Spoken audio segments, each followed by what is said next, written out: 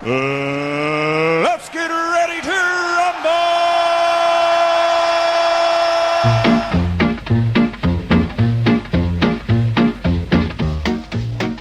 All right. Ready? I think we're up and running here. Okay. Welcome, ladies and gentlemen. This is a Christian and an atheist walk into a bar, where we attempt to bridge the religious divide one beer at a time. I am your relentless host, Jay Stooksbury, fighting the good fight in my personal war against Christmas, destroying it with one happy holiday at a time. And with me is my persistent and steadfast patriot, Ty Gallenbeck, who would rather die than and keep the Christ in Christmas. Very festive of you. I appreciate it. I try to keep it seasonal and topical, you know. That's It is the time for the war on Christmas, right? It is. Xmas must go. That starts earlier every year, too. Oh my gosh. Yeah. That's another topic for another time. Walmart before Thanksgiving. No, before Halloween this year. Yeah. Had Christmas decorations. Yeah. It's crazy. Yeah. So Might as well just keep them up all year round. it's getting close. So this week we're starting off drinking a couple of beers from Elevation Beer Company, which they are out of Poncha Springs, Colorado. Mm-hmm. What are you drinking tonight? I'm drinking the Wave Wheel Wit, which is delicious. I'm not usually a big Belgian style fan, but this is really good. It's subtle. It's not like super spicy. There's a lot of times when you drink some of those spicy or the Belgian style where you feel like you're eating a spice cake, you know. Right. But no, it's really real nuanced, light. It's a good kind of an all-day drinker, actually. Yeah. I actually pre-gamed with that today as I was cleaning the studio, aka my garage. So, I thought it was delicious. He looks around like it's clean. I think you did more time drinking. Yeah, that's for sure. Should have seen it before. I am drinking the 8-second Kolsch. Mm-hmm. You on the bar, is that how you say that? Yeah. I don't know how to say it. Yeah. It's decent. Out of the 4 that came in this variety pack, this would be my lowest of the 4. The Wit, the IPA, and the Stout were all better, in my opinion. But it's good. So, Elevation Brewing Company, Poncha Springs, Colorado. From their website, Elevation Beer Company is a craft brewery in the rural mountain town of Poncha Springs, founded on the principles of hard work, dedication, discipline, and of course, playing hard. Elevation believes quality beer is the result of living a quality lifestyle. So they've got some other cool stuff. They do some barrel-aged stuff and a whole bunch of other things. So I say go check them out. Pick up the variety pack. It's good. Something different. So, yeah. Yeah.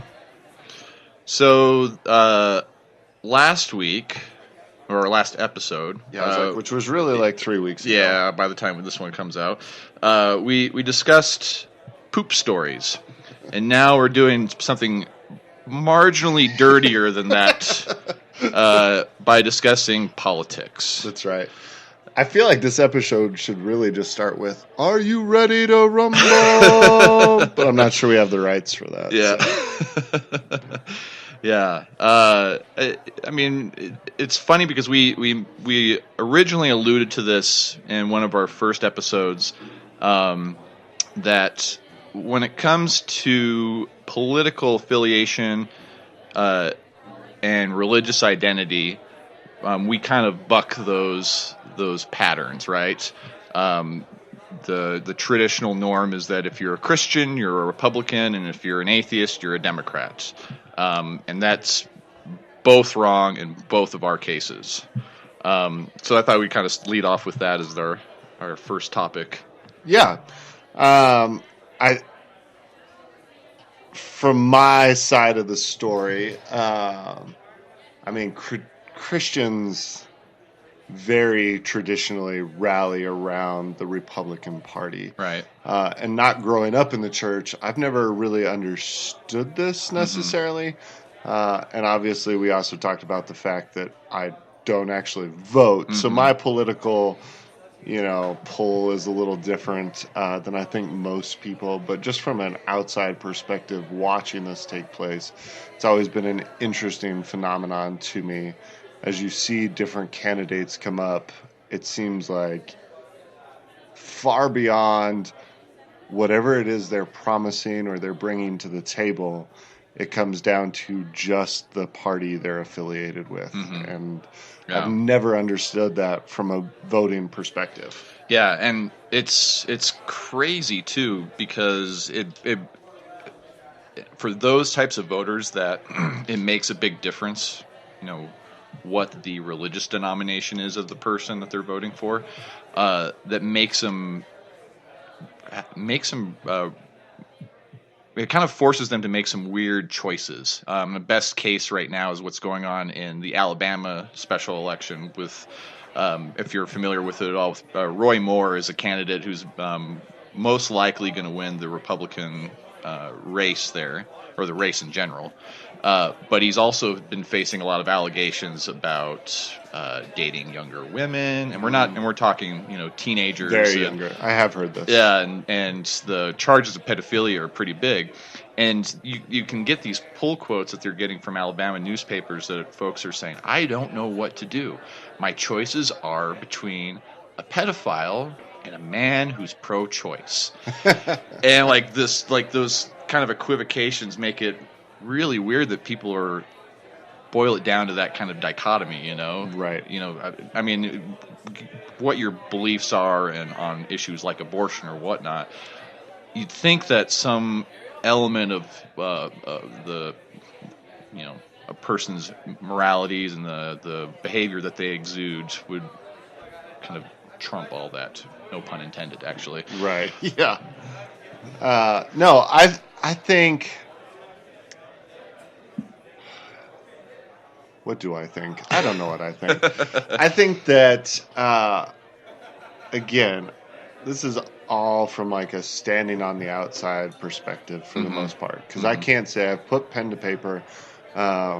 One of my coworkers, boss, someone I respect very much, used to tell me all the time, if you don't vote, you can't bitch, which I think is totally accurate. And if you're not willing to go out and do it, then don't. And I've always been okay with that because I feel like it doesn't affect me on a huge level. And so And you definitely don't bitch either. Exactly. Yeah. That's my point. It's like I'm just going to go through my life and do my things and it's going to be fine. But when I watch people who do allow their political party to trump, no pun intended, this is terrible, but to trump all the other logic, like reasoning, and you're never going to get a candidate that hits the polls that is your ideal candidate. You are going to be sacrificing some of your moral compass no matter who you vote for. Sure. And if you think that this person promising all these things means they're going to follow through with all of that, and oh my gosh, they are the perfect Jesus candidate or whatever you want to make them out to be, you're missing so much, I think. Yeah. I think you're ignorant to the fact that there is a whole lot more going on than what they're presenting in those short sound clips that you get to see. Absolutely. I also find it interesting, too, is how much Jesus gets borrowed, like on both sides as a mascot. So I'll give you an example. We've already talked about how Jesus obviously votes Republican. I mean, that's what you hear every election cycle, Yes. right? But it's funny because then I also see a lot of folks who say, well, Jesus hung out with the poor. He said, it's easier for a camel to pass through the eye of a needle than for a rich man to get into heaven. Right. He was hanging out with prostitutes and the sick and the homeless, and and there's a lot of those on the political left who try to say, well, Jesus was a socialist, Right. which is also a stretch too, because Jesus wasn't saying, he wasn't trying to get the Romans to collectivize farmlands and levy taxes on behalf of those folks as well too. So it's kind of sad how those types of it's basically like opportunism and not really intellectually honest either, too. Absolutely. I think anytime. Well, I think politicians in general. I mean, it is their job, and you have to understand what their job is to seek voters. Yeah. And they understand that the Christian vote is still a large portion of the voting population in the United States. And so if they don't allude to it in some way that still matches up with their political party, they could be missing out on a huge voter demographic. Sure. So to think that someone's not going to use that as leverage to try to get votes is to ignore the obvious, right. I think. Well, and also to play off that too, to the counter of that, the threat of being considered an atheist or anything like that in an election cycle, especially on a national election, there's no elected official who identifies as an atheist in our American government. So, I think, and I don't know, it's just a stigma, right? It might be different nowadays, like if someone was a little bit more open about it, but I think a lot of people still would have that just really odd questions too. It's like, well, what does he say at the end of his speech? When you're supposed to say, God bless you, God bless the United States, God bless, God bless, God bless, God bless.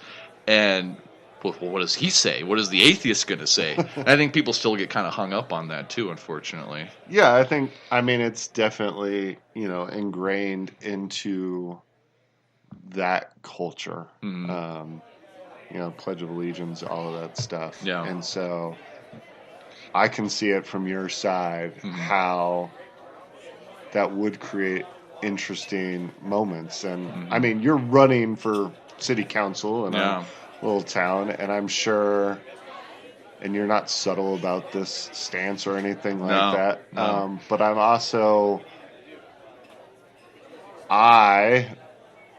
if I could vote, I would look at everything else that comes with that package. Right. And again, you are not going to find your perfect candidate. And so finding the things that you can latch onto that you think are going to improve the way of life, the community you live in, the nation you live in, whatever, and finding the candidate that has more of those, I think is better than trying to latch on to a specific affiliation. So yeah, I'm waiting for that question to ever pop up if there's like a forum that comes up, It'll happen. It will. Yeah. It will definitely happen. Or at least there'll be, people mumbling under their breath about it too. Yeah. But interesting sidebar too, when you're talking about the Pledge of Allegiance, did you know that the God reference in the Pledge of Allegiance wasn't added until the 1950s? I have actually read that it came in later and then is continued through. Yeah, it came in during the McCarthy era when they were trying to rout out godless communists. So you got to watch out for them. Yeah, you always do. They're everywhere. So. Yeah, and we talked about this a little bit before the show as well. There's a lot of conversation in our past episodes about separation of church and state, and I think we both are in agreement that religion belongs here and government belongs over there. But on an individual basis, it's really hard to separate what drives someone's personal philosophy. And if you are viewing the world in a certain way, you're viewing it with a sense of your moral compass, and a lot of that feeds into the way you view the world from a cosmological perspective, which also changes the way or affects the way you view the world from a political perspective too. So you can't really separate them. You know what I mean? So I guess my question for you is, how do you differentiate between what is a political or a moral question or a moral stance, I guess, on something? Right. Well, I think for me, I don't think so. Separation of church and state in a school, I think is a little bit different in that if you are impacting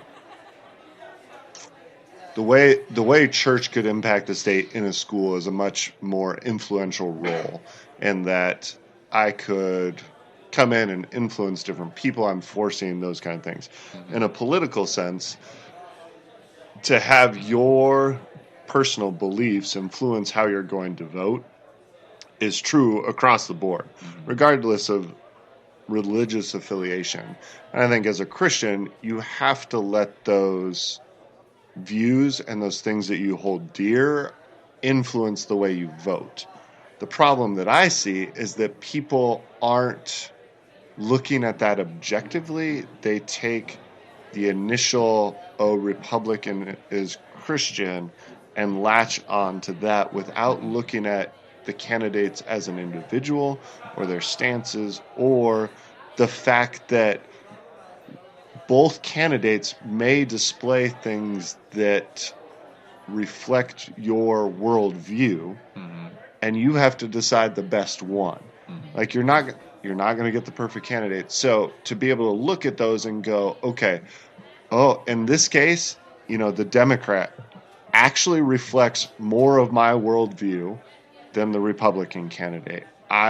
That's the way I need to vote. That's how I would want people to vote. That's how I would encourage people to vote, not to latch on. I have never understood the party system in general. It's pretty dumb. Well, to give you the Reader's Digest version, the party system's pretty dumb. That's right. And I mean, I get the same. That's what the experts say, at least. There you go. I'm pretty sure you just called yourself an expert.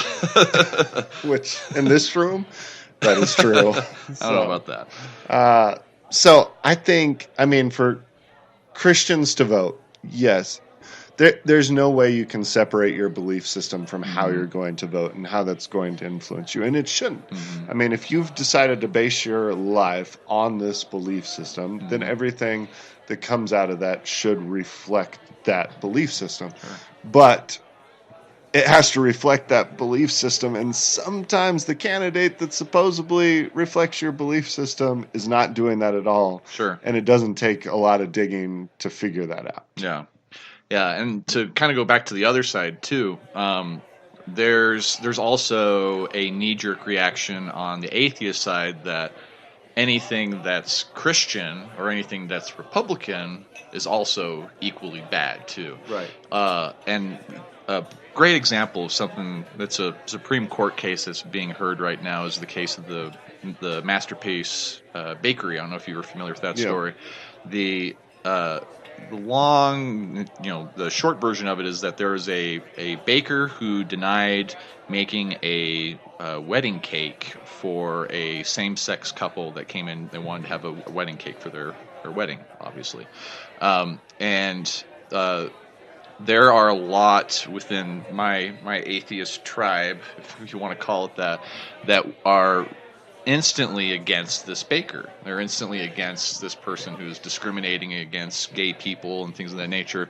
But in my own personal view, and this again is why I kind of buck usual traditional atheist politics, is that there's also a part of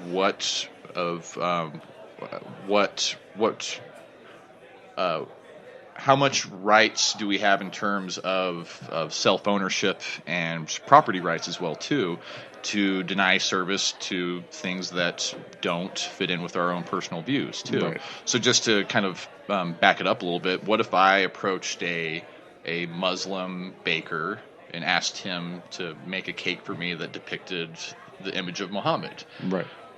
It's obviously something that they frown upon, something that they'd say, no, I can't do that. It's against my religion. Am I able then to go and claim that I'm being discriminated against? I mean, there's a lot of questions about those types of things. That there's a lot of nuance, and there's a lot of precedents, and there's a lot of philosophical arguments that you can make that should say that maybe that's something that's best left for the marketplace to decide. If this guy doesn't want to bake you a cake, you can find someone else that would be able to do it. And at the end of the day, why would you want to compel yourself Yes. to pay for it to this Yes. guy too. If this guy is discriminating against you, you're helping his bottom line too. Right. So yeah, I think there's a lot of folks who I've had that conversation with, and who kind of lean more towards the secular side, that have just instantly think of this guy as this discriminatory Christian. That, and again, this gets played out into the political scheme too, because Right. you're involving the Supreme Court, and it gets even more bogged down in partisan politics and all that fun stuff. Well, and I think what you're seeing take place there, that we see take place in politics all the time, across the board right now, is that if one side of the spectrum latches on to something, regardless of what it is, the other side of that spectrum has to either oppose it or latch on to the opposite. Right. Regardless of how good the initial thing is, you have to take an opposing view, because there is this push, I feel like, in our culture today to try as much as possible to divide and segregate the two parties, mostly. Yeah. Since we're talking about politics, it's to try and push apart and make them as different, as seemingly different, and as seemingly opposing each other as possible. And so it wouldn't matter if the Republicans figured out a way to farm gold off of rainbows. I don't know. But if they figured out how to do that, and it could turn around America and make get rid of all of our national debt, the opposing side would say, nope, this is destruction of our air by, I don't know, they'd find something. There are no rainbows, Exactly. because of climate change. Exactly. I mean, or vice versa. Right. I'm not saying that either way, but there's this push that there cannot be something that is agreed upon, which I think is psycho. And it is. And so it's what we call wedge issues. If you look at every election cycle, so imagine you're an alien that just gets dropped onto the earth on an election year. You dropped on like November 6th, and you turn on the TV, and if you're following the commercials about what the most important issues are, you would get the impression that abortions are happening on every corner. Illegal immigrants are falling from the sky and murdering and raping. There's this really select and polarizing and very emotional type issues that help separate the brands of the Democrats and the Republicans, know, and it's why they're so focused on it is because there's some folks that's all they vote on, right? Like I alluded to earlier about the Roy Moore elections, that there's folks that are concerned that they have to choose between a pedophile and someone who's pro-choice, which to those on the left that seems like a ridiculous question to ask, but it does. Those wedge issues are so important to really create the base for both of those parties during an election cycle and really energize that base as well too, so that when it's going to be Armageddon if that other guy gets elected, it's much easier to sell someone who's less qualified or less interesting as well. But as long as he's on our team, it's okay. He's going to make sure he's going to get those Supreme Court appointments that will either keep abortion safe or not keep it safe at all. But in the grand scheme of things, those wedge issues represent a minute amount of what the actual issues are. Right. And a lot of the times you'll find that Democrats and Republicans are very much on the same side of overspending, driving up debt, foreign wars, a lot of things that I think are probably a lot more prominent and more devastating and more damaging to our health and our economy and our just general safety as well. Yeah. I mean, again, as a fly on the wall, as I watched this stuff unfold, I don't know how many elections. I was going to try to do math, but I'm not going to do that at this point. But as you watch elections unfold, these hot topics are thrown around because they do create an emotional response out of people. That's the goal. But then once, the election is done, those topics, they don't come up again. Yep, not till the election, not till the next election. We're not currently talking about abortion. Yeah. Like, once someone's elected, you want to know where they stand on that, but that's because, that's what they've done for the last 20 years. That's a topic that needs to be discussed when it's not going to matter whoever ends up in the White House or at any other level, if that's going to change a lot. You just don't see that having a play once things are said and done. And so if you're latching on to those keywords or those hot topics, which in today's day and age, people can soundbite anything to make you sound for or against whatever they want you to. Right. And if you didn't see that in this past election, then you are off the grid, and I applaud you. Yeah. And you're not listening to this. Yeah. But so I just think that trying to get a complete picture is so much more important than latching on to individual characteristics or topics or political affiliation. Yeah. So, interesting thing that you're referencing this last election too. Now, you've made your stance on voting very clear, but you alluded to potentially changing your stance this last election. I'm kind of curious as to what led you to coming to that conclusion, but still not voting. Well, yes. I came the closest I've ever come to registering to vote and actually partaking in that. And it really came down to the reason I have never voted is along the assumption line is one vote is not going to make a difference. I feel like in our current, since I've been allowed to vote, so basically half of my life almost, it is very evident typically one side or the other. We have seen a few close races on different things, and local government, it's different. But really, I feel like it's just a moot point. Like there's no reason one other vote is going to matter. And this year, during the election, for the first time, I felt like neither candidate was qualified and neither candidate had a chance.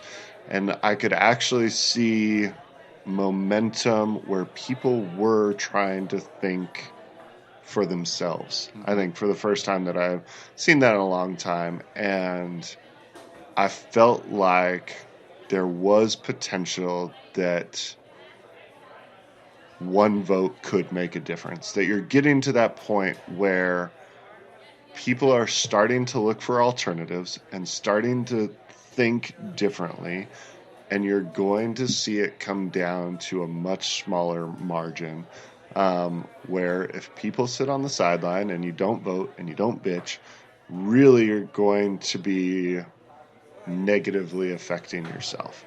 And so for the first time, I feel like my vote could actually impact my personal life, which is why I've never voted before, because the guy in the White House hasn't changed much for me in little small town Colorado. I go about my life and do my things, and nothing's changed. And on a local level, like, I've just never been that involved. But at the stage I'm getting in now in life and wisdom and whatever you want to call it, I feel like I'm actually seeing where not only does that one vote make an impact, but also the potential for influence with others in a constructive manner could cause positive change, which is what I want. Yeah. So then do you find yourself staying third party then? I think I would always choose to stay unaffiliated. I don't think I would ever want to label myself with a specific party, because I always want to be able to stand back, look at the candidates as a whole, and say, this is who I think is the best candidate. And last year, Is it last year? It It was is last year. last year. Yeah. Oh, it feels like eternity. It sure does. Last year, I mean, as I watched candidates roll out, a libertarian candidate, and you're going to have to tell me the name. Gary Johnson. Gary. Mm-hmm. I was like, it was Gary Johnson. Yeah. Actually started to make some headway, and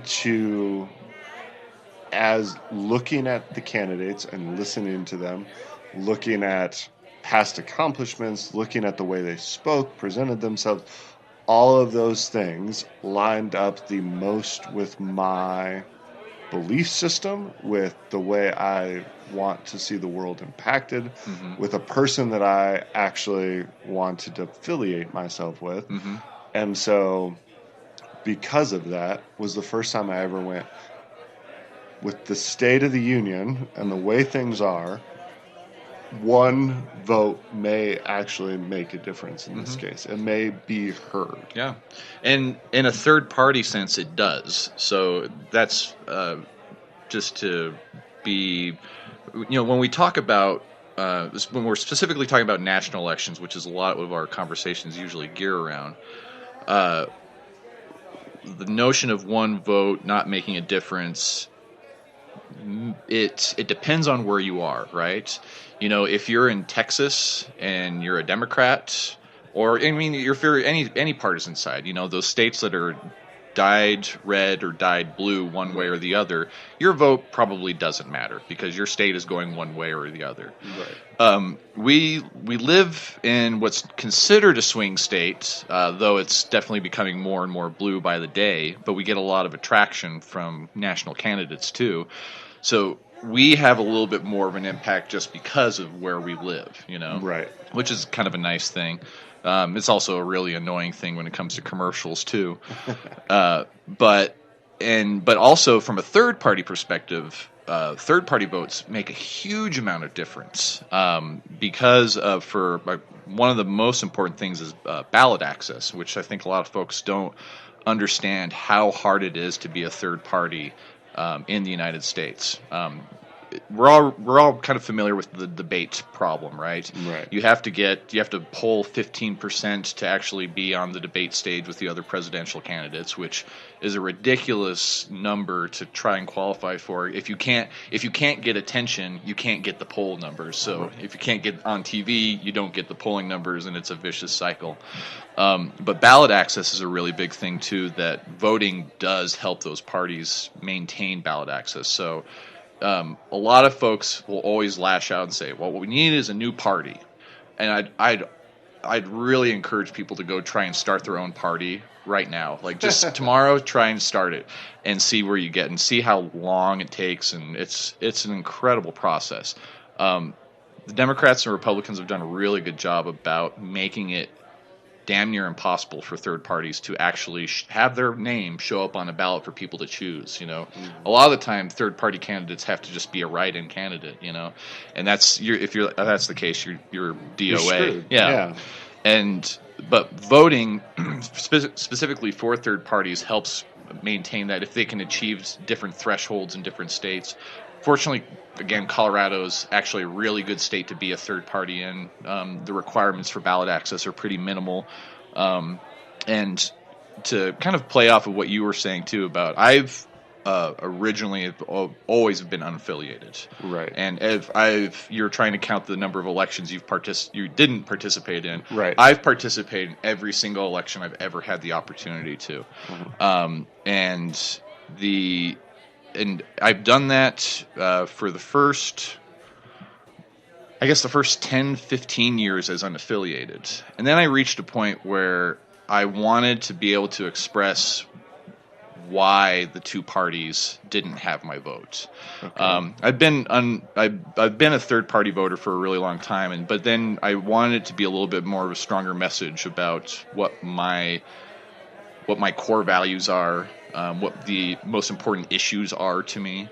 And that's why in 2012 I did register as a libertarian. And it also allows me to do things like participate in my local county affiliate, which I chair, participate with my state party, and also be a delegate for national conventions and things like that. And I always hold the claim that can change as well too. The libertarians don't have me forever. Right. If they start being weird, which libertarians can be, we're actually really good at being weird.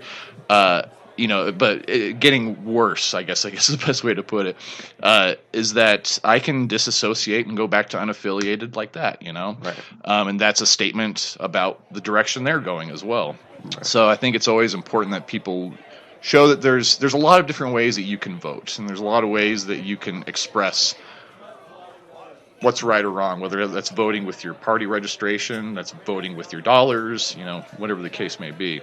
But until that point, that's the way I've always leaned too. And Gary was a really big part of that, of why I decided to register as a libertarian, because he's again, like you said before, not the perfect candidate. Right. There was that horrible Aleppo blooper that took place during the last election. But at the end of the day, I saw a guy who was a 2-time governor, a successful business owner, a triathlete, dedicated husband and dedicated public servant, who I agreed with probably like 90% of the time, Right. and I thought that was good enough for my vote. And also good enough for me to rally for him too. We did. Yeah. I helped do local voter pushes for him, getting signs in yards and doing a rally at our business as well too. So, I think there's a lot to say about looking outside of the two parties that could be the best option going forward. And I know there's a lot of people that say it's a wasted vote. I hear it all the Right. time. We have this unfortunate way of being ineffective as a political party, but we also spoil everything, which I never understood. Like how do we not have an impact, but then we just destroy everything when Right. an election comes up too. Yeah. Well, and I think it's coming to a tipping point where there are going to be more and more people looking for alternatives. Right. And as I was getting ready for this tonight, I came across a quote that I think, as you were talking about, the libertarians do not have your vote forever. Mm-hmm. Like it's conditional.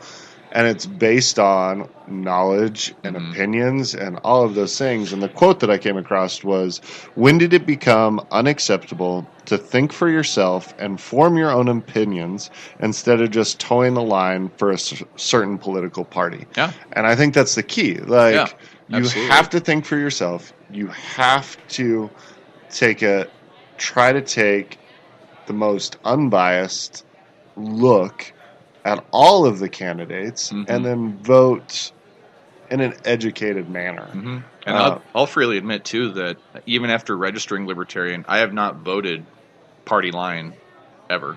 Right. I probably majority vote libertarian, but there's been some times where I've had a libertarian option that I have not voted for just because I didn't think they were qualified. I didn't think they were the best person for the job. I didn't know who they were. Right.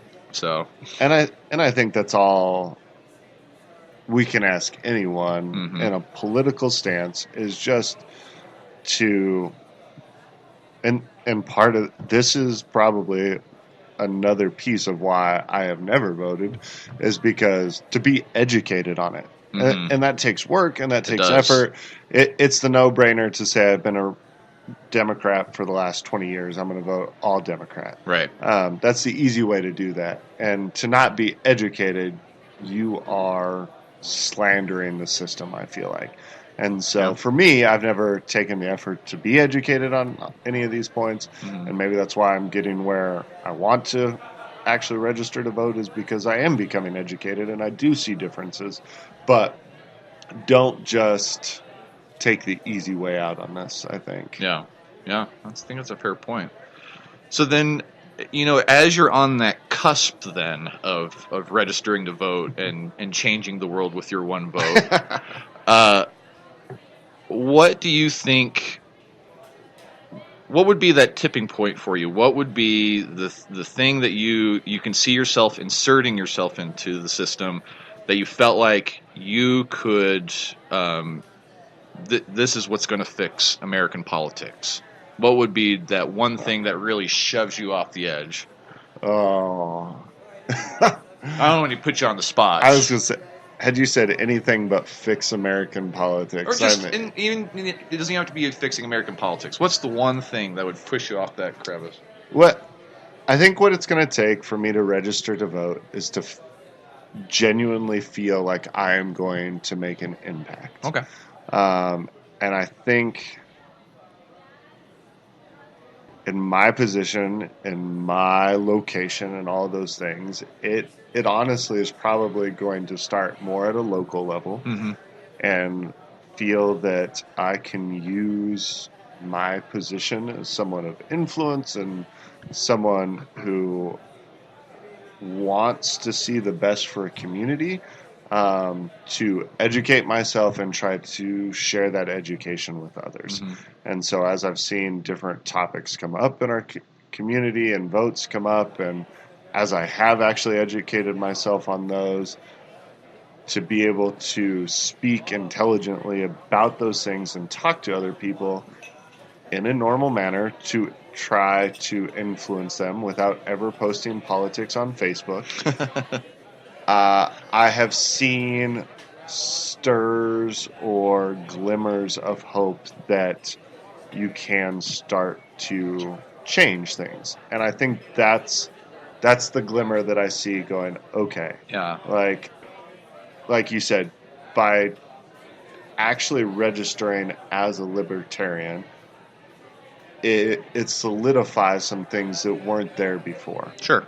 And so by saying, no, I'm actually going to vote for this, that changes things as well. And whether it's 2 or 3 people that you communicate with, or hundreds, I have no idea what that'll be. But voting for me, if it doesn't make an impact, then on my personal life or on the community, then why should I do it? Sure. And I feel like maybe I'm reaching that break point. That's cool. And I had kind of 2 points that I wanted to bring up, and it's just something as my mind's kind of bouncing back and forth. I thought of something about, we talk about the one person can't make a difference. We actually, as the Libertarian Party of Colorado, faced a point where our party registration fell below a percentage threshold for candidates to present at the Club 20 debate that takes place out here. And so they sent out all the invites and just went to Democrats and Republicans. They were at like 0.99%, and they needed to go up just that one little small percentage. They did just a quick registration drive, and they got just a handful of people to register as Libertarian, and that actually got it over the threshold and got all Libertarian candidates to go to that debate too. So This is an example too. But one thing that you pointed out that I thought is really important that we lose ourselves in when we talk about politics is that we forget about local. All politics are really local. Right. And, we always talk about, we talk about Trump and we talk about Clinton, and then we kind of cool our jets for a little bit till the next 4 years where we talk about the next 2 goofballs that get put in front of us. And we forget about city councils. We forget about what's going on in your county level. We forget about at our state level too. I go to the city council meeting, and I'm like the only guy sitting in the back most of the time. Right. And and even like what we're coming up on midterm elections too, you're going to see a huge drop in voter participation. I mean, not like we have a huge voter participation to begin with, but it gets worse during that time frame too. Right.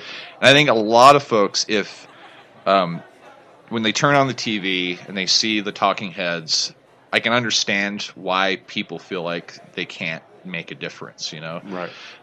Because these are people that are thousands of miles away in a structure that they've bought into, and they've greased the right hands, and when you're in a small town Delta, it seems daunting.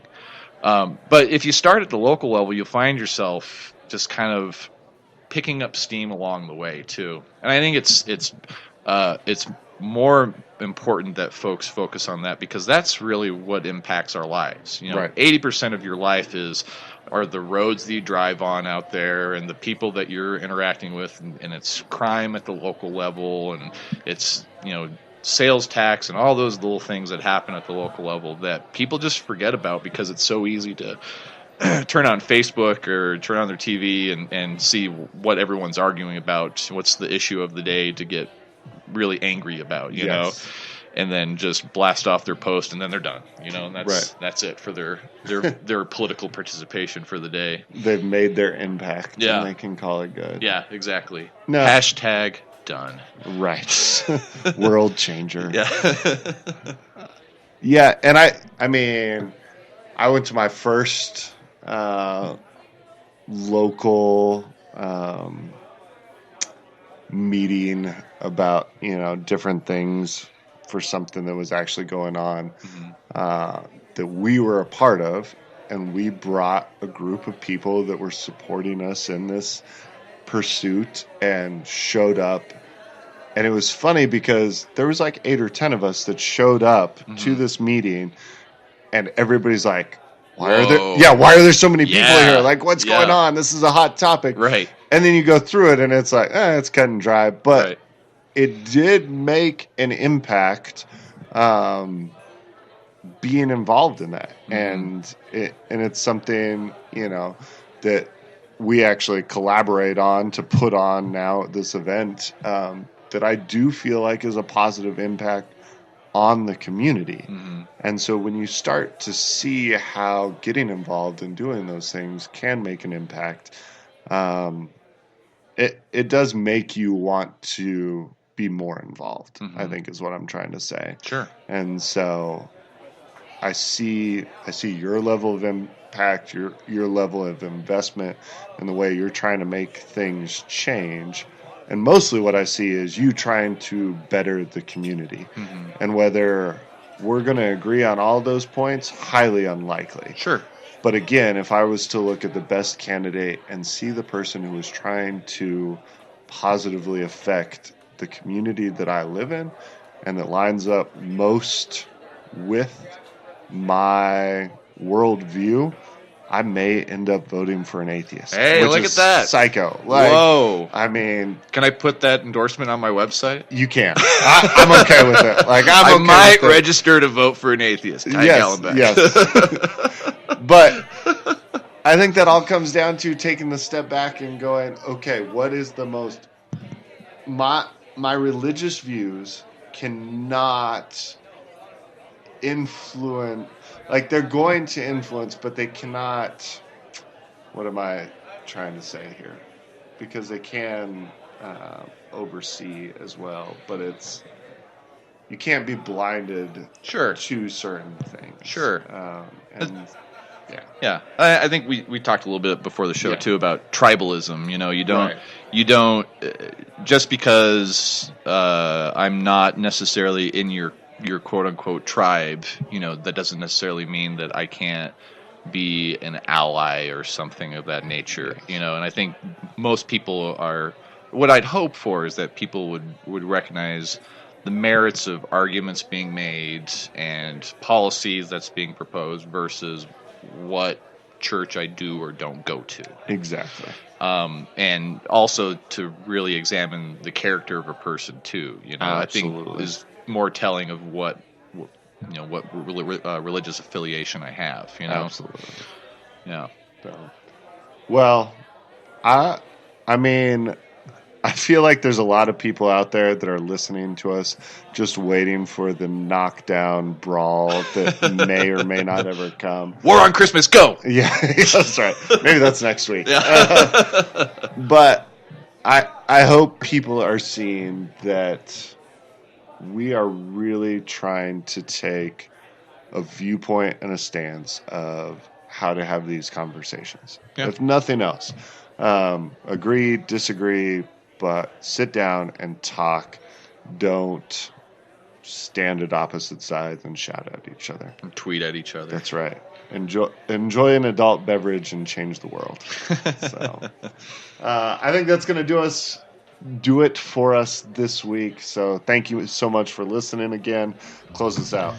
You are listening to a Christian and atheist walking to a bar. Thanks again for checking us out online, and make sure you follow us on Facebook, Twitter, Instagram, and you could also download our podcasts and get updates at www.christianatheist.com. That's right. We are trying to bridge the religious divide one adult beverage at a time. Now, Cheers. cheers.